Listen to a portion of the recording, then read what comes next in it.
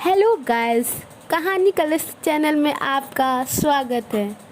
आज मैं फिर से एक मज़ेदार स्टोरी के साथ आपके सामने उपस्थित हूँ। तो चलिए शुरू करते हैं। एक था रौनक, जैसा नाम वैसा रूप। अकल में भी उसका मुकाबला कोई नहीं कर सकता था। एक दिन उसने घर के बाहर बड़े बड़े अक्षरों में लिखा, यहाँ अकल बिकती है। उसका घर बीच बाजार में था। हर आने जाने वाला वहाँ से ज़रूर गुजरता था। हर कोई बोर्ड देखता, हंसता और आगे बढ़ जाता। रौनक को विश्वास था कि उसकी दुकान एक दिन ज़रूर चलेगी। एक दिन एक अमीर महाजन का बेटा वहाँ से गुजरा। दुकान देखकर उससे रहा नहीं गया। उसने अंदर जाकर रौनक से पूछा, यहाँ कैसी अकल मिलती है और उसकी कीमत क्या है? उसने कहा, यह इस बात पर निर्भर करता है कि तुम इस पर कितना पैसा खर्च कर सकते हो।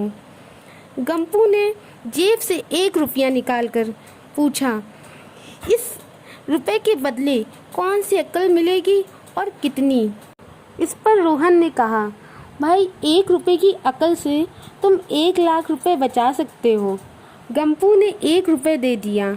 बदले में रौनक ने एक कागज़ पर लिख कर दिया, जहाँ 2 आदमी लड़ झगड़ रहे हों वहाँ खड़े रहना बेवकूफ़ी है। गंपू घर पहुँचा और उसने अपने पिता को कागज़ दिखाया। कंजूस पिता ने कागज़ पढ़ा तो वह गुस्से से आग बबूला हो गया। गंपू को कोसते हुए वह पहुँचा अकल की दुकान। कागज़ की पर्ची रौनक के सामने फेंकते हुए चिल्लाया, वह रुपया लौटा दो जो मेरे बेटे ने तुम्हें दिया था। रौनक ने कहा, ठीक है, लौटा देता हूँ, लेकिन शर्त यह है कि तुम्हारा बेटा मेरी सलाह पर कभी अमल नहीं करेगा। कंजूस महाजन के वादा करने पर रौनक ने रुपया वापस कर दिया। उस नगर के राजा की 2 रानियाँ थीं। एक दिन राजा अपनी रानियों के साथ जोहरी बाजार से गुजरा।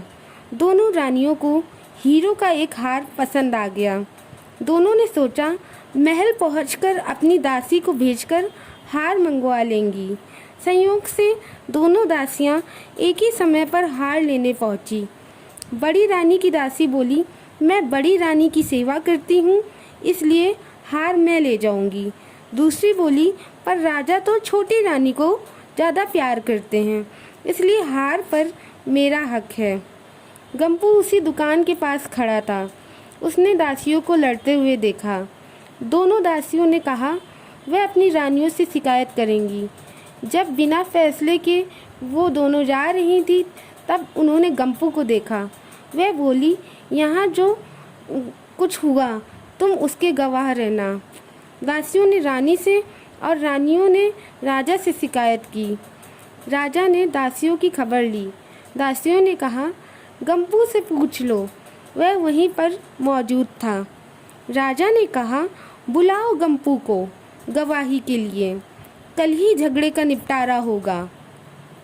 इधर गंपू हैरान, पिता परेशान। आखिर दोनों पहुँचे अकल की दुकान। माफ़ी मांगी और मदद भी। रौनक ने कहा, मदद तो मैं कर दूं, पर जो मैं अकल दूंगा उसकी कीमत है 5,000 रुपये। मरता क्या ना करता। कंजूस पिता के कुर्ते हुए दिए 5,000। रौनक ने अकल दी कि गवाही के समय गंपू पागलपन का नाटक करे और दासियों के विरुद्ध कुछ ना कहे। अगले दिन गंपू पहुंचा दरबार में। करने लगा पागलों जैसी हरकत, कहीं अपने बाल नोचने लगा तो कहीं अपने पैर पटकने लगा। राजा ने उसे वापस भेज दिया और कहा, पागल की गवाही पर भरोसा नहीं कर सकते। गवाही के अभाव में राजा ने आदेश दिया, दोनों रानी अपनी दासियों को सजा दे, क्योंकि यह पता लगाना बहुत ही मुश्किल है कि झगड़ा शुरू किसने किया। बड़ी रानी तो बड़ी खुश हुई, छोटी को बहुत गुस्सा आया। गंपू को पता चला कि छोटी रानी उससे नाराज़ है, तो वह फिर अपनी सुरक्षा के लिए परेशान हो गया। फिर पहुंचा अकल की दुकान। रौनक ने कहा, इस बार अकल की कीमत 10,000 रुपये है। पैसे लेकर रौनक बोला, एक ही रास्ता है, तुम वह हार खरीद कर छोटी रानी को उपहार में दे दो। गंपू सकते में आ गया, बोला, अरे ऐसा कैसे हो सकता है, उसकी कीमत तो 1 लाख रुपए है। रौनक बोला, कहा था ना उस दिन जब तुम पहली बार आए थे कि 1 रुपए की अकल से तुम 1 लाख रुपए बचा सकते हो। रौनक बोला कि अब देखा क्या हुआ। इधर गंपू को हार खरीद कर भेंट करना पड़ा, उधर अकल की दुकान चल निकली। कंजूस महाजन सिर पीट कर रह गया, अब क्या हो सकता था। इसीलिए फ्रेंड्स ये कहा भी गया है कि अकल बड़ी कि भैंस बड़ी। अगर फ्रेंड्स आपको मेरी स्टोरी अच्छी लगे तो आप लाइक शेयर एंड सब्सक्राइब करना मत भूलना। Thank you friends, bye bye.